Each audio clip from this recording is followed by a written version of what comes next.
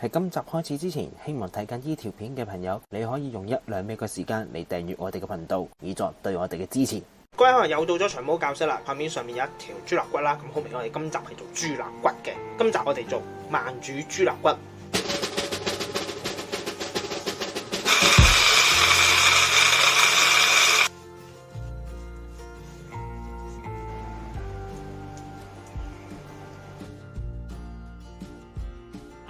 豬肋骨一條買翻嚟咧就係咁長嘅，因為我哋今次咧我哋會攞去慢煮啊，所以咧我哋就會分開一半先嘅。分開一半之前咧，將後邊呢一塊骨膜扯咗出嚟先，因為呢塊骨膜咧會比較韌啊，煮出嚟會唔好食嘅。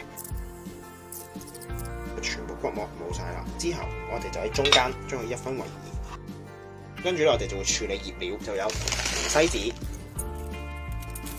鹽、豉油、貪草，然後 rosemary、paprika、chili 粉，然後蒜粉、黑椒粒，最後原蔗糖。blend 到咁咧就差唔多噶啦 ，blend 到碎一碎，唔好話 blend 到好粉碎晒嘅，總之係 blend 碎咗啲嘢 mix 埋佢咁就得噶啦。之後要做嘅好簡單嘅啫，只需要搽滿啲醃粉，啱啱所打嘅咧就啱啱夠鋪我哋呢一條嘅豬肋條噶啦。之後就入袋，入袋嗰時要小心，我哋要平放嘅，要咁樣樣，最好唔好重疊，重疊咗咧佢有機會好難熟噶，有啲位置會封到咁樣樣咧就可以噶啦。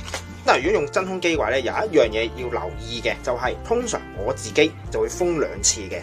因為你唔知封1次個效果係咪真係封得實啊，咁所以我哋會再燒多1次，確保到佢一定係封得死嘅，兩邊都係。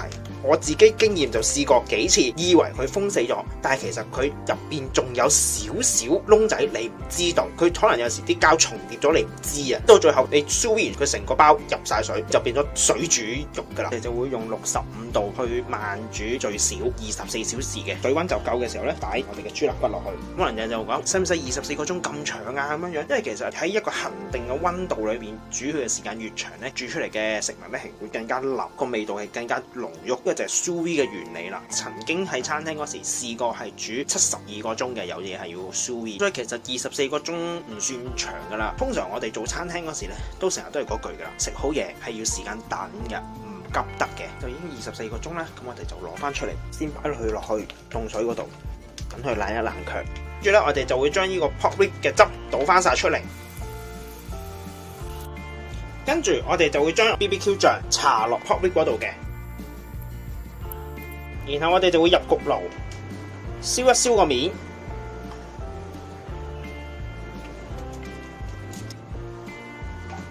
我哋就會用 grill 嘅 function 燒佢10至20分鐘就可以噶啦。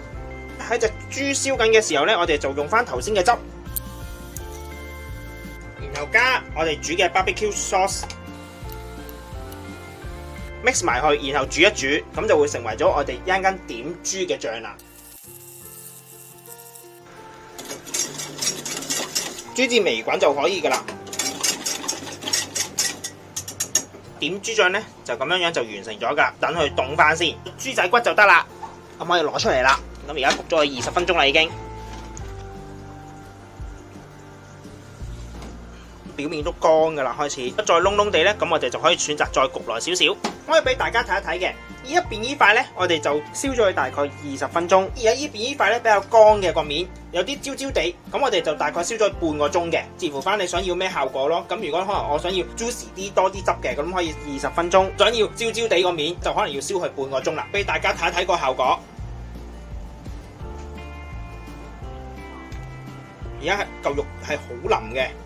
條骨係好輕鬆就掹得到，完整咁掹得到出嚟嘅，咁呢個就 sous vide 咗嘅效果咯。咁其實我哋 sous vide 完只需要燒一燒佢，就已經係一條好好食嘅豬肋骨啦。呢一道慢煮豬肋骨亦都完成咗啦，希望大家中意啦。咁我哋下集再見，拜拜。